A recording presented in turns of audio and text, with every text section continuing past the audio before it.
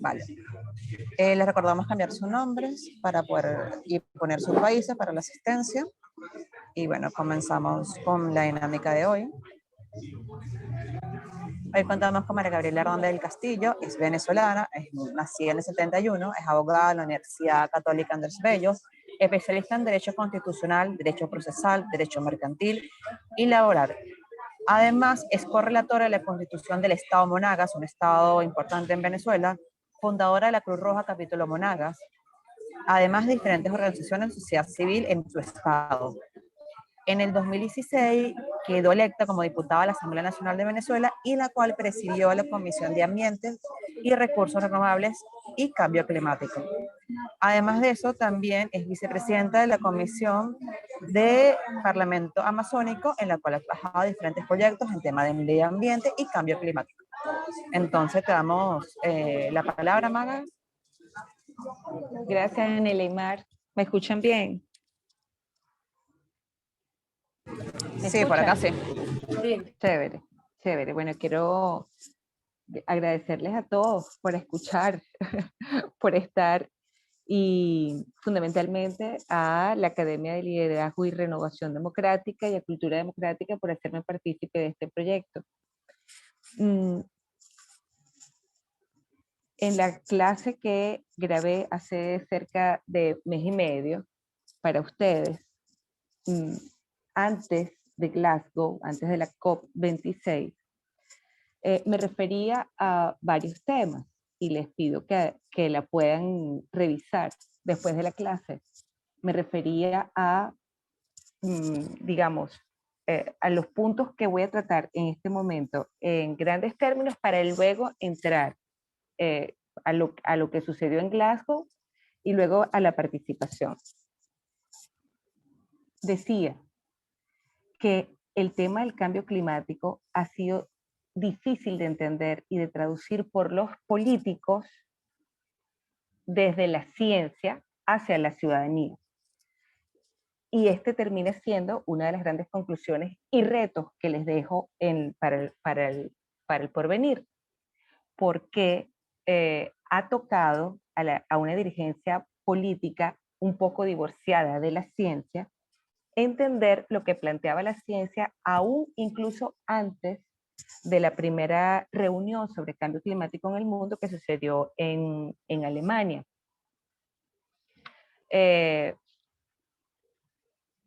Los científicos ya estaban alertando que algo estaba sucediendo con el clima, que su variabilidad no era la natural, no era la variabilidad inherente al tema de la naturaleza. O sea, el clima es variante.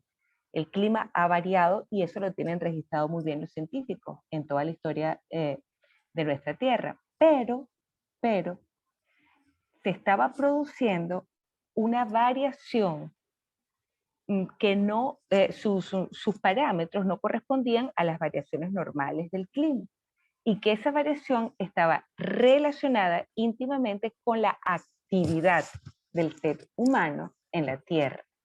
Y a ese cambio climático es al que nos referimos en Glasgow, en la COP, en el mundo político y en el mundo científico hoy con criterios de alarma. Es a ese cambio climático, al cambio climático que producimos los seres humanos con nuestra actividad en la Tierra.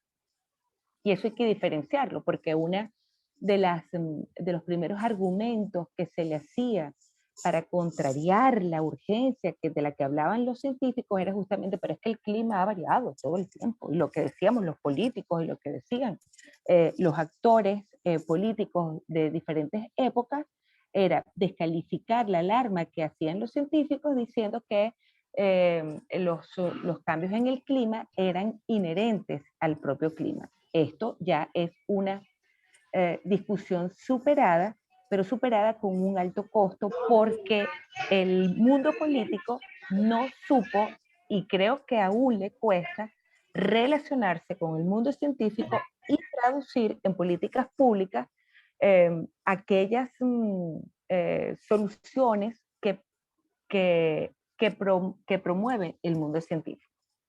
Pero ha resultado algo increíble, algo mágico, y es que la ciudadanía del mundo, no me estoy refiriendo a la ciudadanía de un país en especial, sino los ciudadanos en el mundo comprendieron más rápido que sus políticos y que las políticas públicas que deberían ir implementando, eh, y entonces la presión en el tema del cambio climático ha venido más de la sociedad y de las nuevas generaciones, que increíblemente lo entienden mejor, ha venido haciendo la presión necesaria para que los políticos en el mundo, los tomadores de decisiones, tomen decisiones al respecto.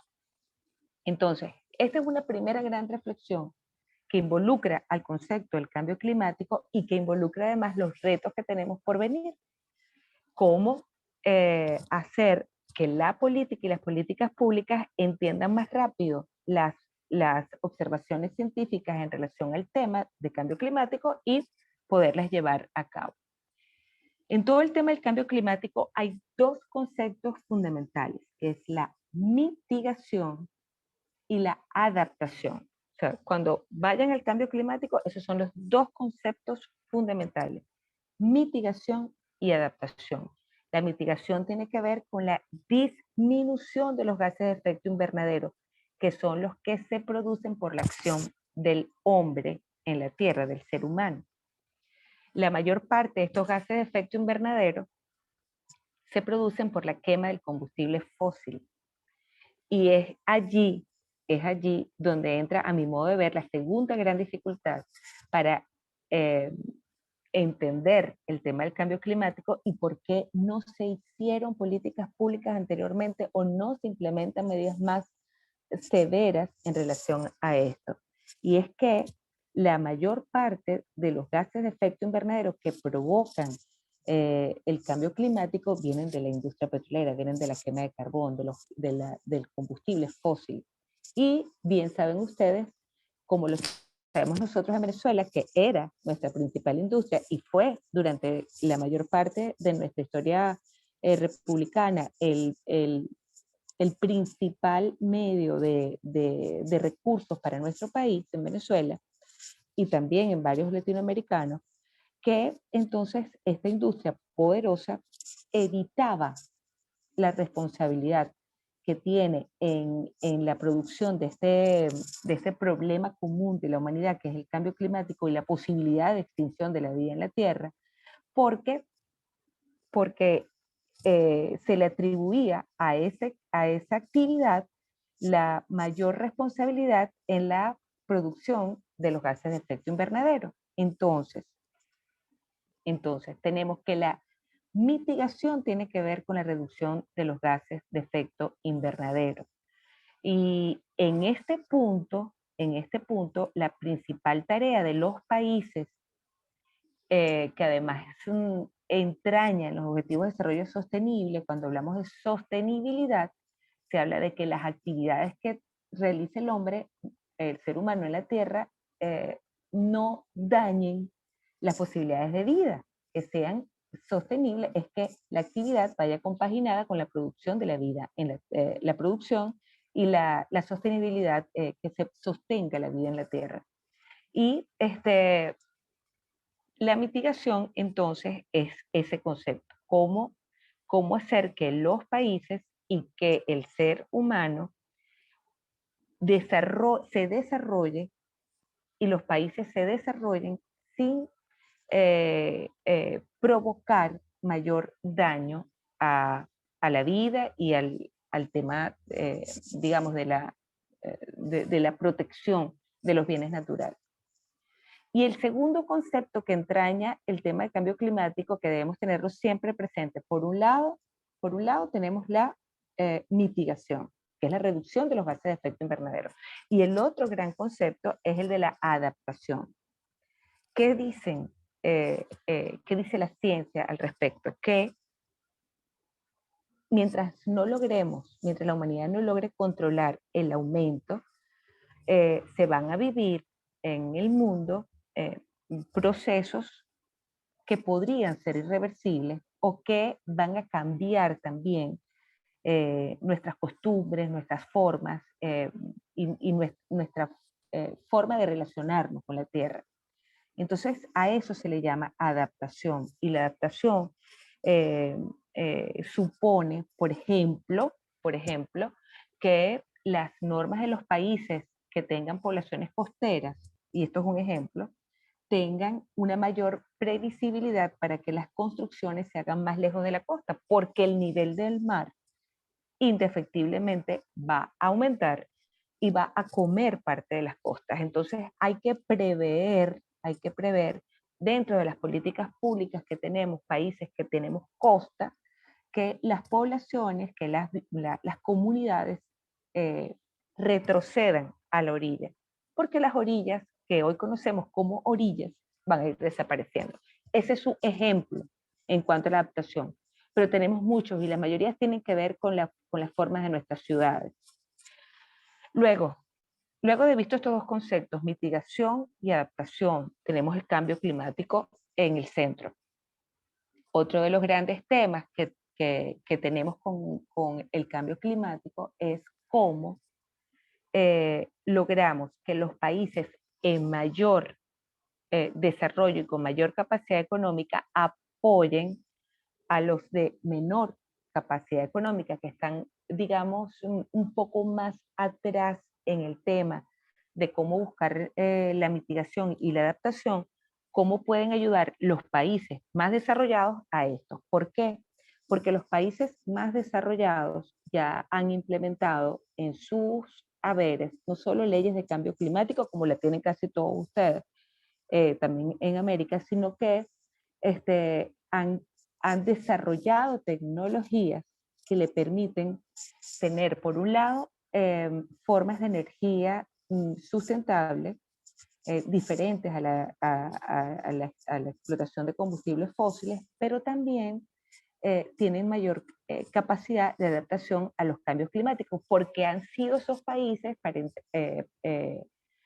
paradójicamente, los que han sufrido con mayor rudeza las variaciones de clima producidas por el hombre. Entonces, en las COP y en relación al tema del cambio climático, ustedes siempre van a ver reflejados estos tres temas. 1, mitigación. 2, adaptación. 3, dinero, recursos. Cómo apoyar a los que están adaptándose y buscando otras formas de energía, cómo ayudarlos financieramente. O otra arista en el tema del cambio climático, cómo te compro derechos para yo tener más emisiones. O también cómo acceder a recursos para la adaptación y la mitigación, recursos que no tengan que ser reembolsados. ¿Okay? Entonces, es por eso, y aquí caemos en lo que pasó en Glasgow. Voy a resumirles rápidamente. Recordemos que Glasgow, la COP26, debía realizarse el año pasado, no pudo realizarse por la pandemia, se postergó para este año. Y entonces tenemos que en Glasgow, ¿qué sucedió fundamentalmente? 120 países de los 200 que conforman las Naciones Unidas, porque recuerden que es Naciones Unidas quien ampara toda esta política de cambio climático y de objetivos de desarrollo sostenible, y lo ampara porque, como digo yo, los países no nos dimos cuenta a tiempo, o digamos anteriormente, no nos dimos cuenta que esto era un problema global y que globalmente debíamos afrontarlo. Luego, estos 120 países de 200 revisaron las metas. ¿Por qué revisaron sus metas de reducción de gases de efecto invernadero? Porque ya la ciencia advirtió durante el año 2020 que no iba a ser posible con las metas que se tenían desde 2019, para 2020 no iba a ser posible lograr la contención del calentamiento a 2 grados centígrados, que es lo que con respecto a los niveles preindustriales, 1.5, 2 grados centígrados con respecto a los niveles preindustriales, porque estaba medido y demostrado que los países no estaban cumpliendo con la reducción de metas y el aceleramiento del calentamiento se produjo a pesar de la pandemia. Y esto definitivamente prendió otra vez todas las alarmas en el mundo e hizo que 120 países de 200 se comprometieran a revisar y esto está abierto para que otros países miembros de Naciones Unidas revisen sus metas durante este año y en lo inmediato para ponerse a trabajar de inmediato en la reducción de gases de efecto invernadero.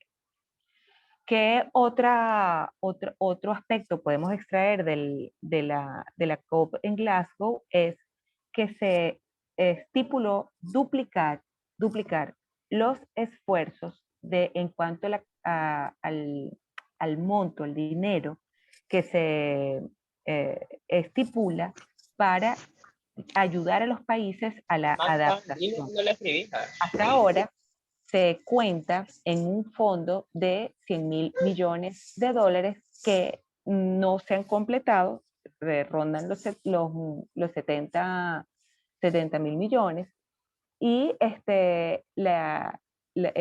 el objetivo que se propuso en Glasgow es llevarlo verdaderamente hasta 100.000 millones y definitivamente que estos recursos no exigir al país que los recibe la devolución, sino que quede verdaderamente en el país como una forma de apoyo. Recordemos que este fondo lo hacen fundamentalmente los países más ricos del mundo, que a su vez son los países que más contaminación generan, más gases de efecto invernadero generan, pero esto no quiere decir que, digamos, que sean los más responsables. Y aquí tengo que decirles algo con dolor y con mucha responsabilidad. Si bien Venezuela, que es un país petrolero, somos país petrolero, pero por otro lado, nuestra energía es 70% renovable. Nuestra fuente de energía no depende del petróleo, sino que nuestra fuente de energía es hidroeléctrica. Nosotros nos preparamos para eso en un momento, a pesar de que hoy está en riesgo, pero somos un país petrolero y si contamos nuestras emisiones per cápita son las más altas del mundo, están entre las 5 más altas del mundo. Si contamos esta responsabilidad de emisiones desde el punto de vista ciudadano, que es donde yo creo que debemos concentrarnos, o sea, tanto la responsabilidad de las emisiones, de reducción de emisiones, como la responsabilidad en la adaptación, debe trasladarse o compartirse, es la palabra, debe compartirse con la responsabilidad del Estado y la responsabilidad de cada ciudadano. ¿Por qué les digo esto? Porque si bien nosotros no somos China, que es el mayor productor de gases de efecto invernadero, ni somos Estados Unidos, que es el segundo, nuestra emisión per cápita está entre las primeras del mundo. Y esto es algo que nos debe llamar a reflexionar como individuos y como sociedad.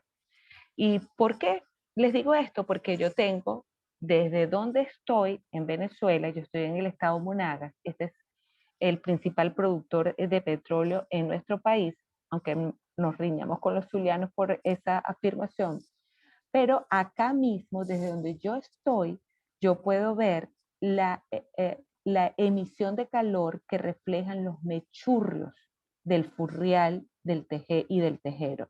¿Qué son los mechurrios?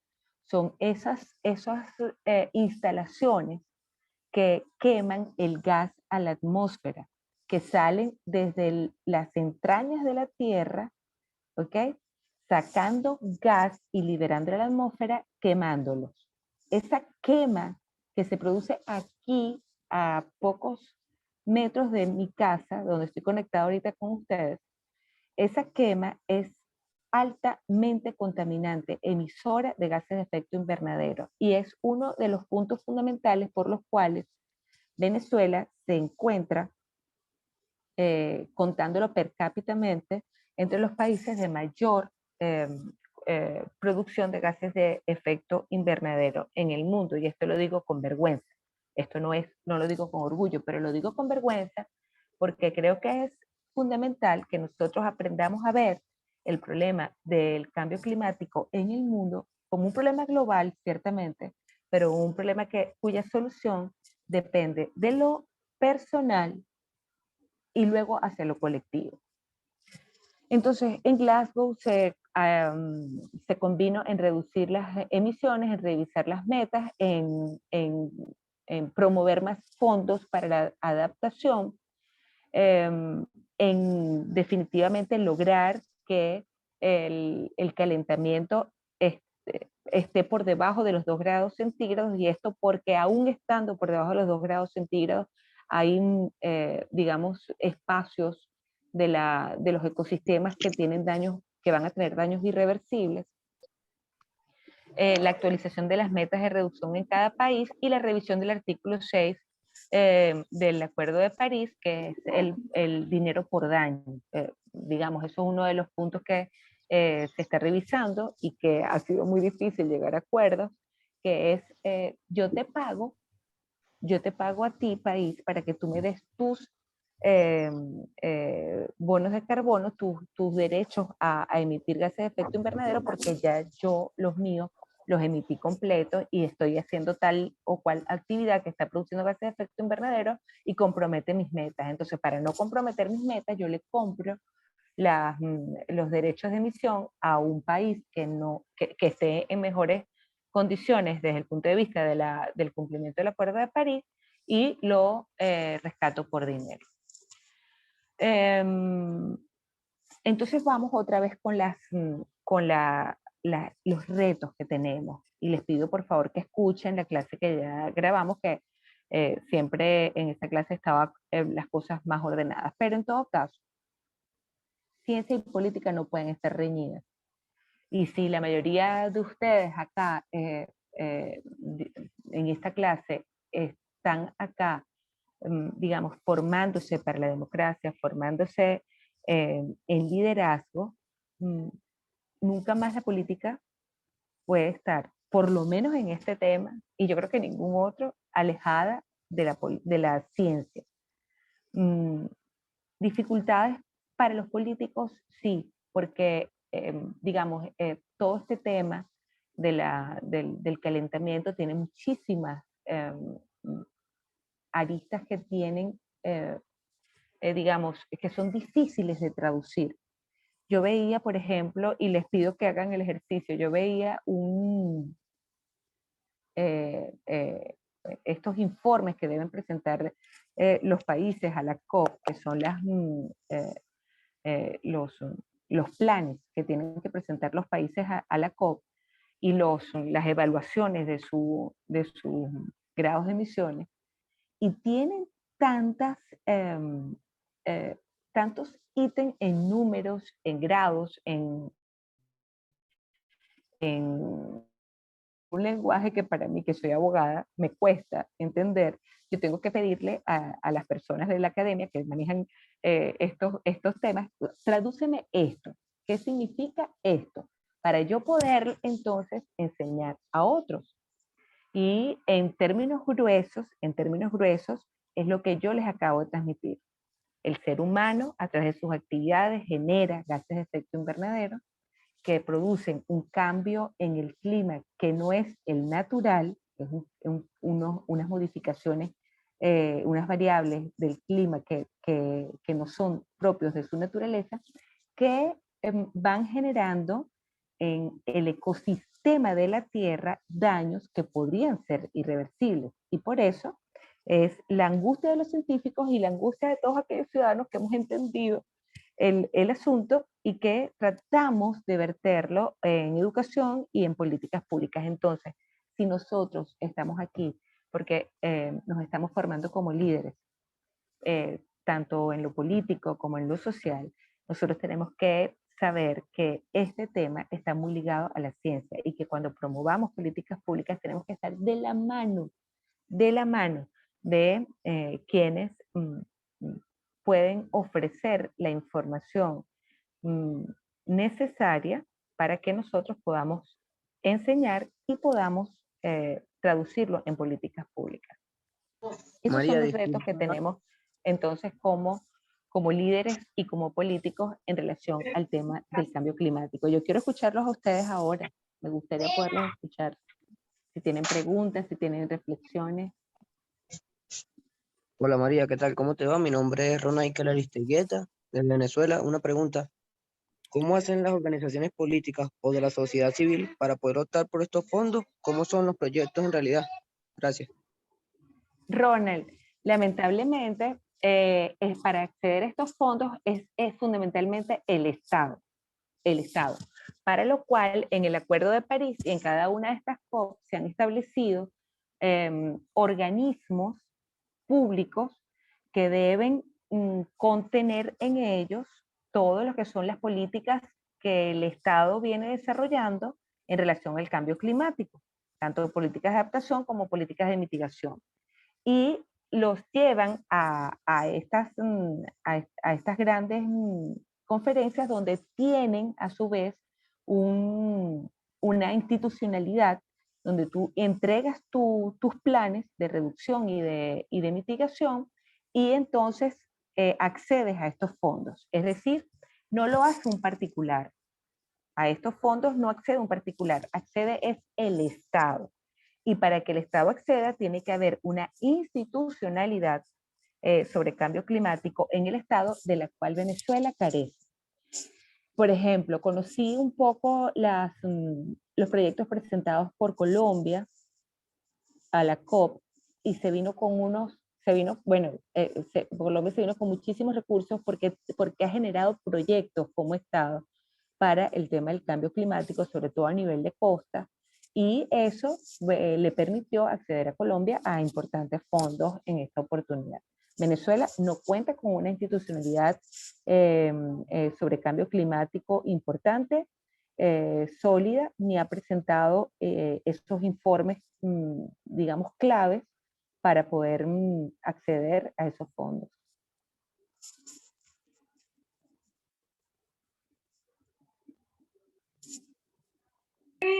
Muchas gracias.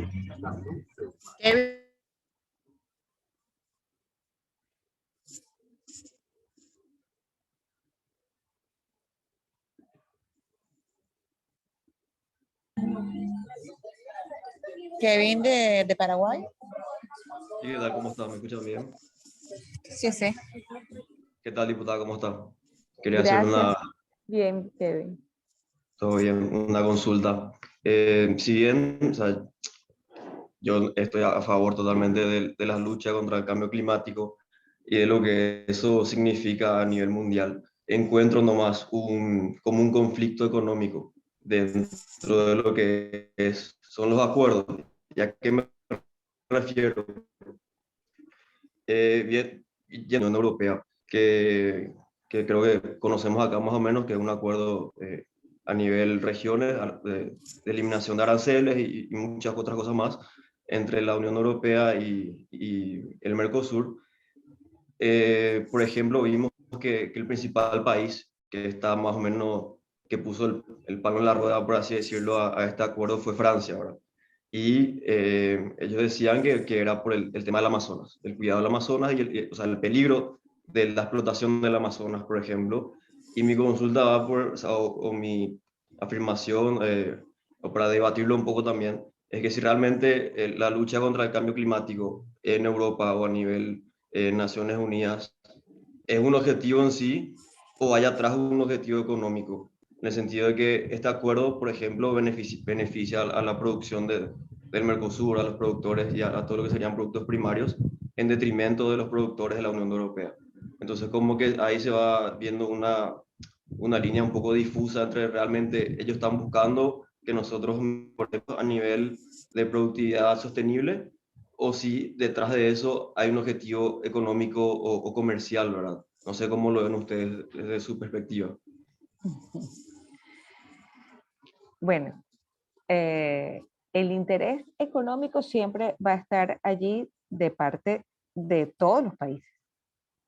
Lo importante es que nosotros sepamos entender que podemos tener nuestros intereses económicos, podemos equilibrar los intereses económicos, pero por encima de eso está el objetivo de este tema es que nosotros logremos con las actividades que desarrollemos en nuestros países, no solo producir la riqueza que necesitamos para nuestros países y el desarrollo que necesitamos para nuestros países, sino evitar o contribuir con la humanidad al sostén de nuestra casa común, como le dice la Iglesia Católica a la tierra, la casa común. Si no preservamos esa casa común, sencillamente, o sea, el interés económico no va a tener sentido, porque nos extinguimos. O sea, tan sencillo como eso, nos extinguimos.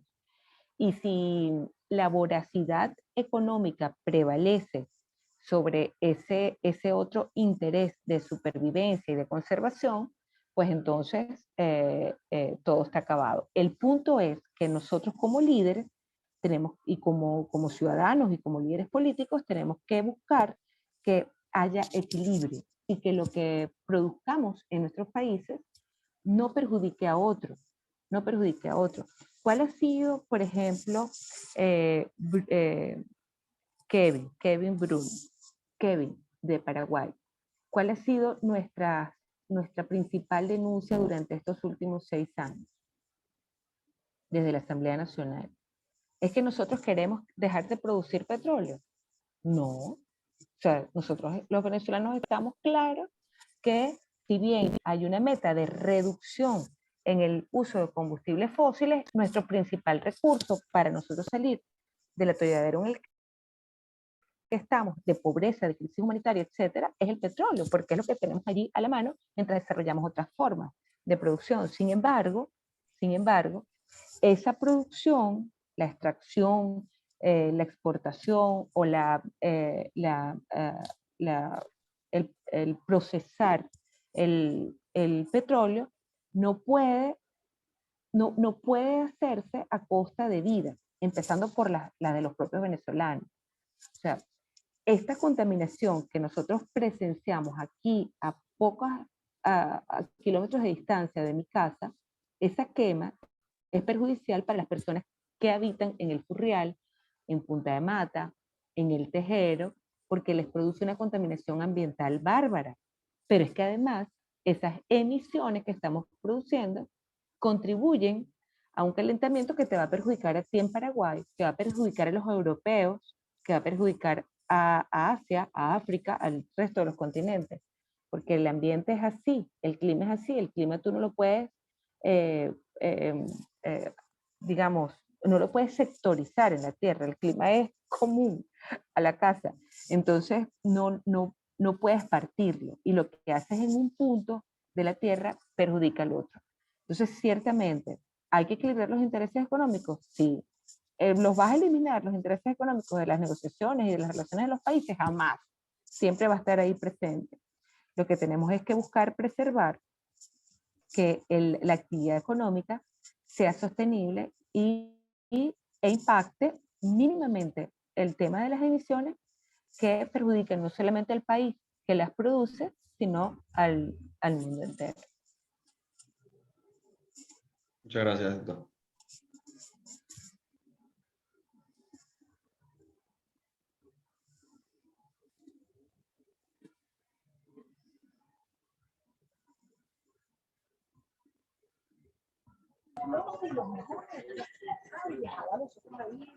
No logré leer la pregunta, Anelimar.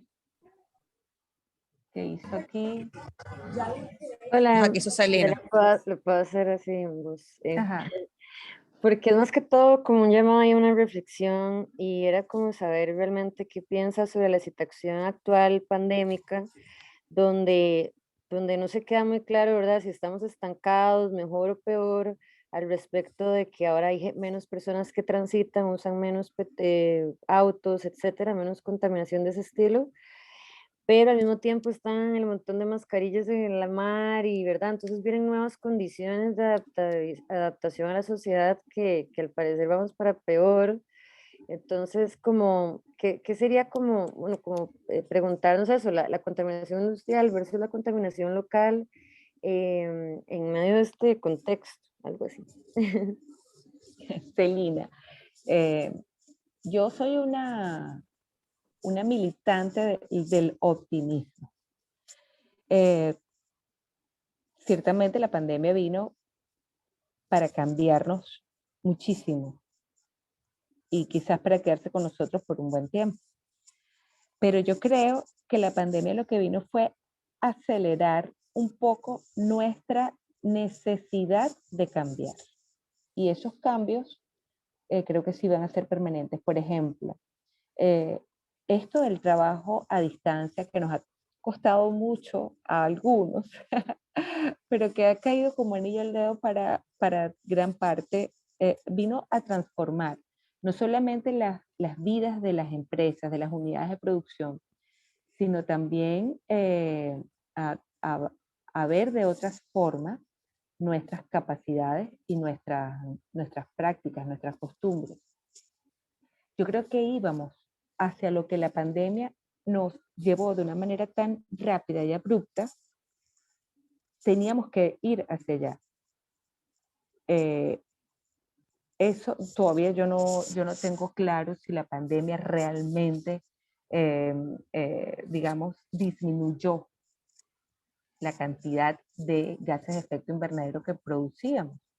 Eso no lo tengo claro ni me ha quedado claro con lo de Glasgow, porque la emergencia continúa, la demanda de cumplimiento de la reducción de emisiones es más firme, más urgente, a pesar de que ya tenemos 2 años, digamos, donde las actividades de las industrias están reducidas, la actividad del parque automotor, que es uno de los principales contaminantes, se ha reducido, pero aún así tenemos entonces los niveles de calentamiento que no se han podido contener.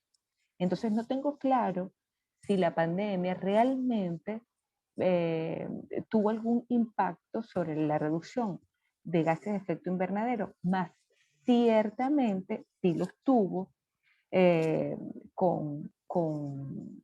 digamos, con algunos efectos inmediatos que se podían observar. Y entonces,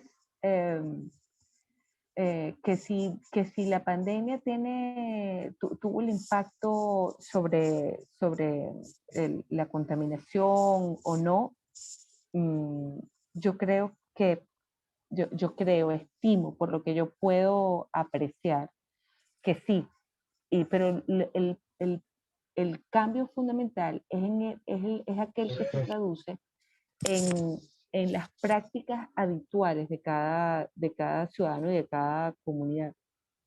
Creo que hay como que una mayor conciencia ahora del cuidado que nos debemos y cómo la intervención sobre, digamos, sobre la vida, porque recordemos que todo esto, según la información científica, comienza por la alteración de virus, que es vida en células. Todo lo que nosotros hagamos en esta tierra con la vida va a tener un impacto sobre la vida misma. Entonces, definitivamente, desde lo individual, y vuelvo, hacia lo colectivo, tenemos que ser mucho más responsables y más conscientes.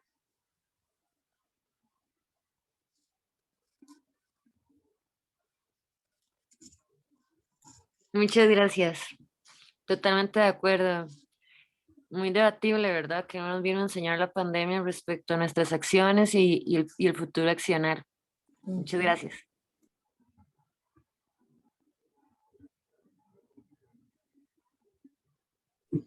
Vale, Maga, también tenemos otra pregunta de Jean de Nicaragua. Es difícil incidir en las políticas relacionadas con los ecosistemas en países como Nicaragua bajo una dictadura. Aquí la dictadura hasta tiene negocios de explotación de madera con las empresas del ALBA, que es parte del consorcio que hay en Venezuela. Bueno, es como un comentario, más que una pregunta, ¿no, Jan? Jan, yo quiero ver la cara de Jan, ya va. ¿Dónde está?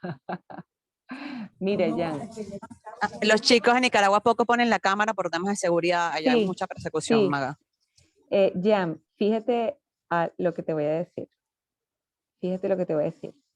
Que es una reflexión que yo siempre hago porque además me produce un poquito de coraje, ¿no?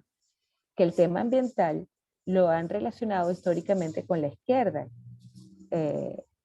Y si bien, a mi modo de ver, esos conceptos de parcialización de la política en izquierdas, derechas y centro están, a mi modo de ver, debemos superarla.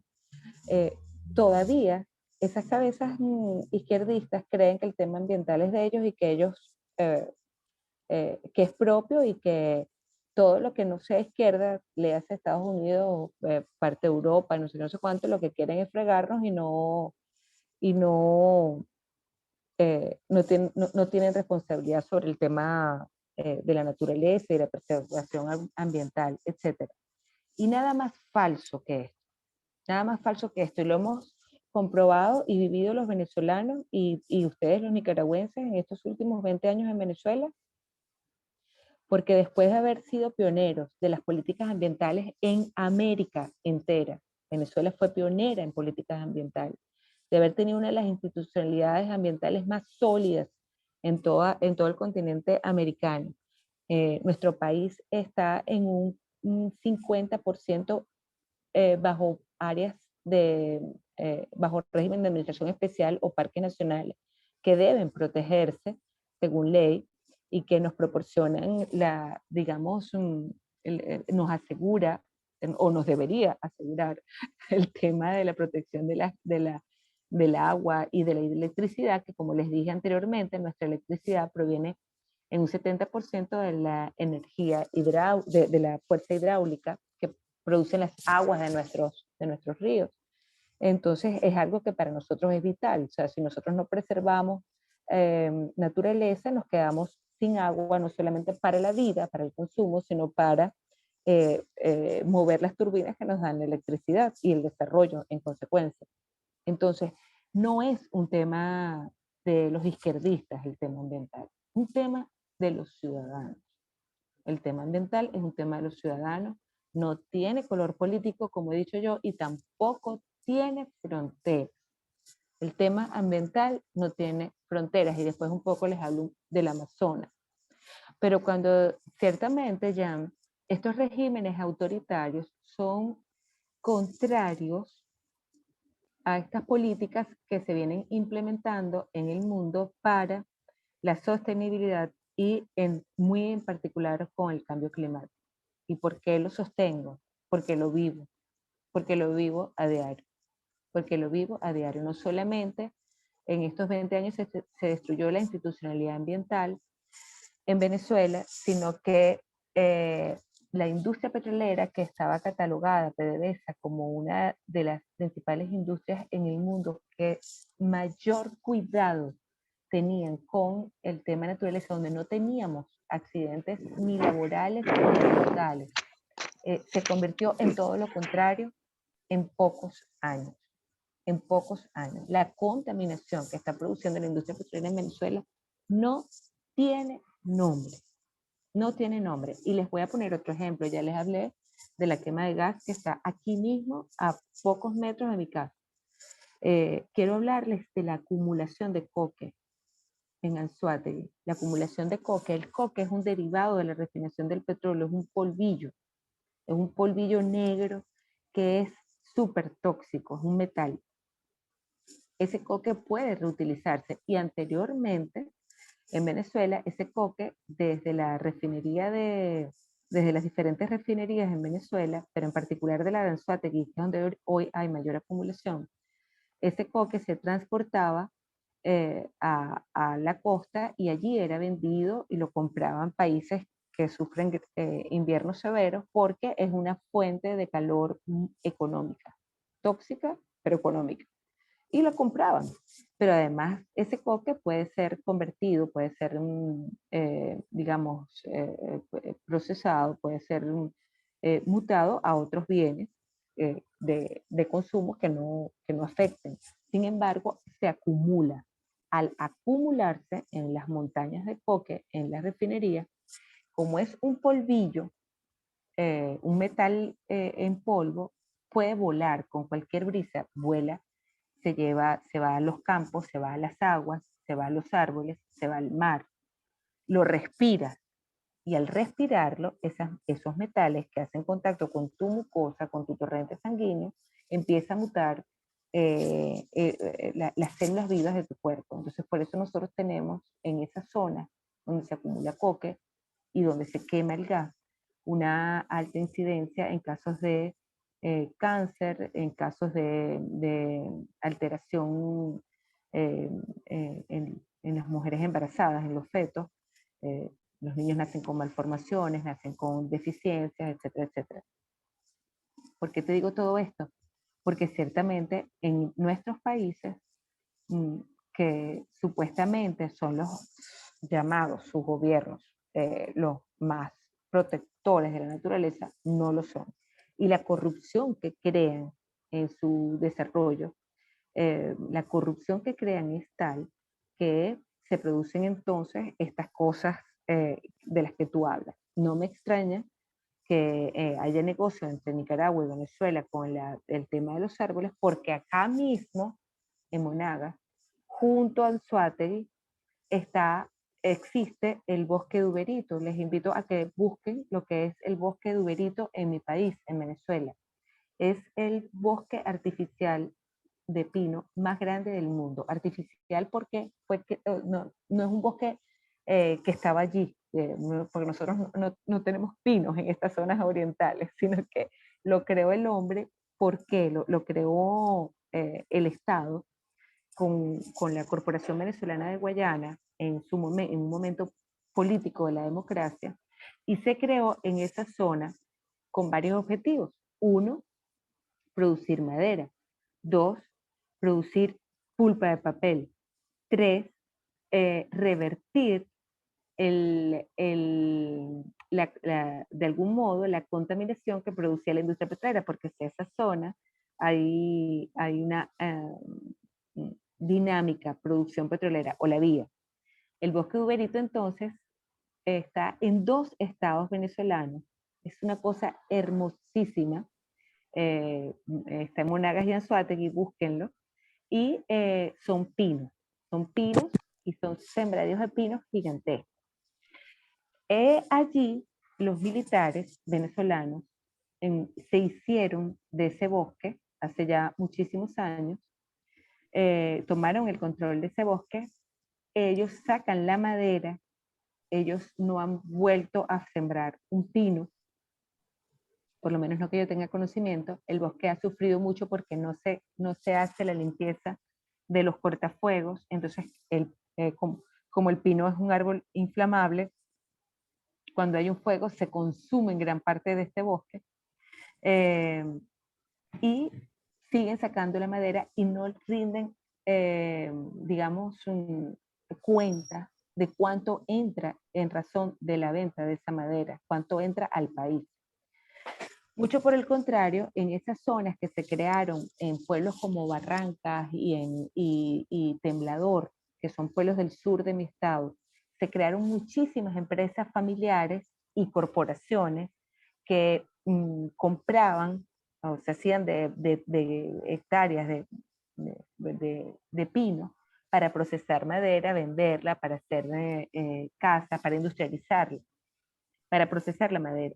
Todo eso se ha arruinado, todas esas empresas familiares y corporaciones que se instalaron en Venezuela para el aprovechamiento del bosque de pino, todo eso está arruinado. Y los únicos que tienen acceso al pino para, digamos, sacarlo y venderlo, lo sacan por el Orinoco, son los militares. Y nosotros no tenemos ninguna injerencia como ciudadanos, el Estado no rinde cuentas sobre eso, y el bosque está cada vez más mermado porque no hay una siembra que sustituya lo que ya vienen sacando, y eso tiene que ir haciéndose por ciclo.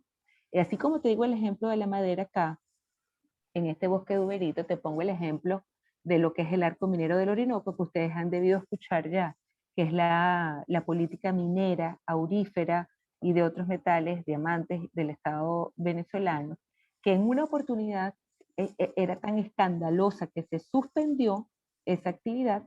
Eso dio lugar a varios juicios en el exterior, porque cuando se revocaron esas licencias, se revocaron a empresas canadienses, americanas, otras empresas que estaban instaladas aquí con permisología, se quitó esa posibilidad de continuar extrayendo esos minerales, y eso provocó unas demandas fuera de nuestro país.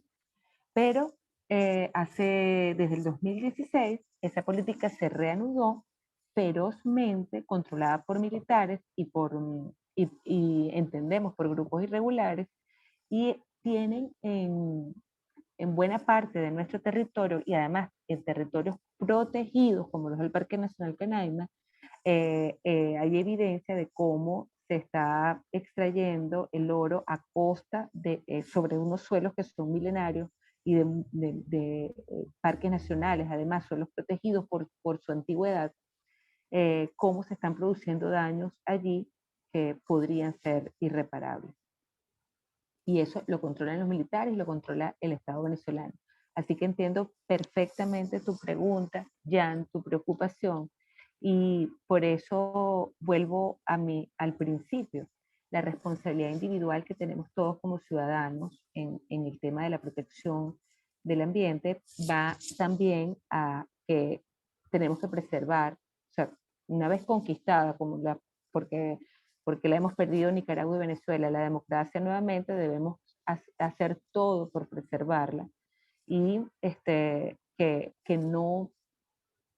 que no accedan al Estado y grupos, personas inescrupulosas que no respeten la vida, que no respeten la libertad, que no respeten los principios democráticos, porque sucede entonces la destrucción de la vida. ¿Alguna otra pregunta?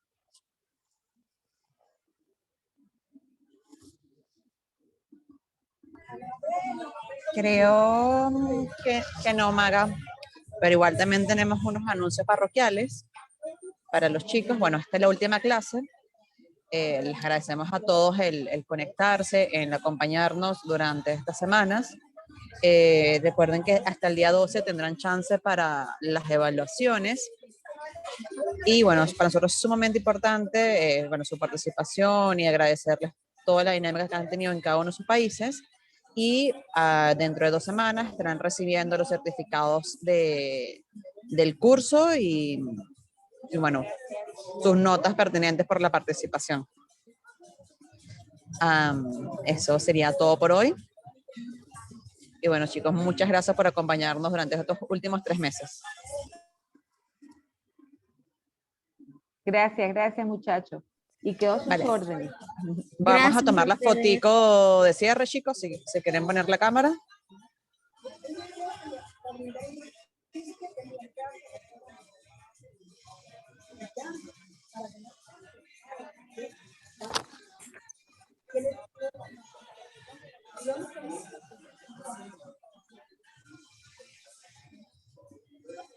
Listo.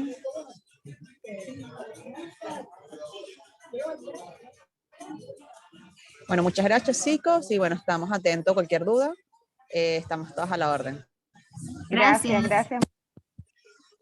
Orden con Aneleimar y con la escuela, la academia, tienen mi correo, mi teléfono, me pueden escribir por WhatsApp y con todo gusto los atiendo.